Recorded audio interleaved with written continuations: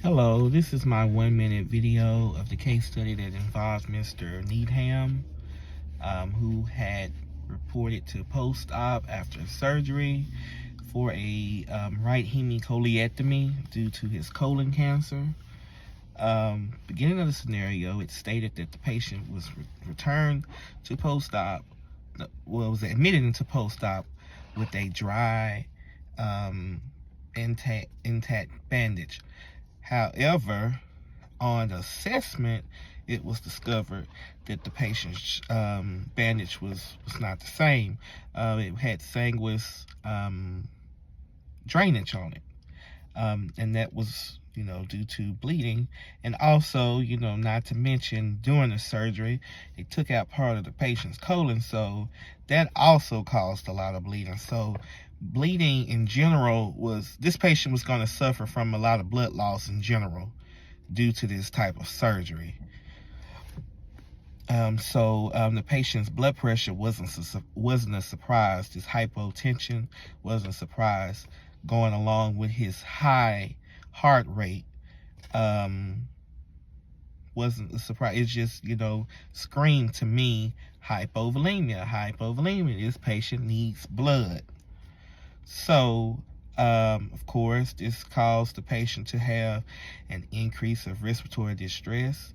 The patient stated they had chest pain, and also his pulse started to drop.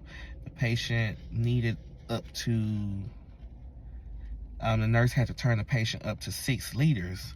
And the nurse had made a statement saying that if it wasn't working, we were going to have to change devices to give this patient more FiO2 to help with their increase of oxygen demand. So like I said, this scenario was very interesting. I think the nurse took the proper measures. She intervened, noticed that her patient, looked at their patient's drainage, looked at their wound, and also contacted the doctor in time, let the doctor know, communicating with the doctor, this patient's H&H is low, we need to give this patient blood.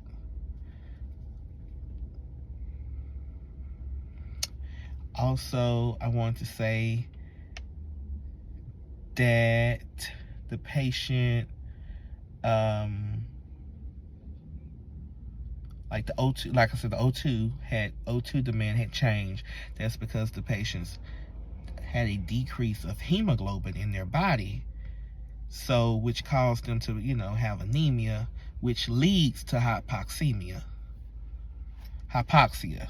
So that was very interesting to see play out. And thank you guys.